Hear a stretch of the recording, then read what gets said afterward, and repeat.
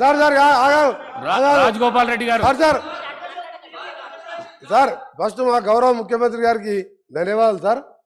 ఎందుకంటే జ్యుడిషియల్ ఎంక్వైరీకి క్లియర్ కట్గా వారి కోరిక మేరకు వారు వేసినందుకు అందులో ఉన్నది సార్.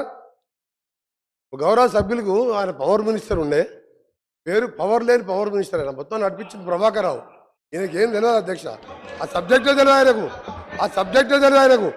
యాదాద్రి ప్లాంట్లో సబ్ కాంట్రాక్టర్ ఆయన, పవర్ మినిస్టర్ కాదు. యాదాద్రి ప్లాంట్లో సబ్ కాంట్రాక్టర్ జ్యుడిషియల్ ఎంక్వైరీలో బయటపడుతుంది. సార్ ఒకటి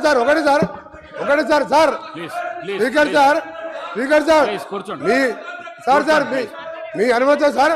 నేను ఒకటే అడుగుతున్నాను సార్, స్టేట్గా వారే పవర్ మినిస్టర్ అని చెప్పుకున్నా సార్. అప్పుడు లాగ్ బుక్లు ఎందుకు తీసుకొచ్చి మీరు హైదరాబాద్లో దాచిపెట్టిండు? 24 కరెంట్ ఇచ్చేవారు అయితే నెంబర్ 1 సార్. ఆయన చెప్పింది ఇదే సబ్ క్రిటికల్ సూపర్ క్రిటికల్ మా గౌరవ ముఖ్యమంత్రి గారు చెప్పిన సార్. G2G అయినా సరే ఇవ్వడానికి వీలు లేదు నామినేషన్ మీద.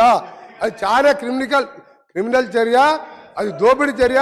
దాని మీద జ్యుడిషియల్ ఎంక్వైరీలో ఈ మంత్రి గారు పోతారు సార్, చెప్పకుండా పారిపోయిన ప్రభాకర్ రావు జైల్లోకి పోతాడు, అందరు జైల్లోకి పోతారు సార్. అది పెద్ద కుంభకోణం. అది 40,000 కోట్లు కాదు సార్, ఇంకా 10,000 50,000 కోట్లైనా సరే ఆ పవర్ ప్లాంట్ కాదు, వీళ్ళ దోపిడీ కోసం తినడానికి పెట్టుకున్న ప్రాజెక్ట్ సార్. రెండవసారి చెప్తుంది సార్, 19 అవర్స్ అంటారు సార్ వాళ్ళు. 19 అవర్స్ మా రిపోర్ట్లో పెట్టింది సార్. పీక్ అవర్స్లో ఒకసారి 19 అవర్స్ సింగిల్ ఫేజ్ వచ్చినట్టు చెప్పింది సార్. రైతులకు 19 అవర్స్ ఎక్కడ పెట్టలేదు, 19 అవర్స్ ఎక్కడ రాలేదు సార్. పీక్ అవర్స్లో 19 అవర్స్ వచ్చినట్టు సెప్టెంబర్ మాసంలో వచ్చినట్టు చెప్పింది తప్ప 19 అవర్స్ ఎక్కడ చెప్పలేదు.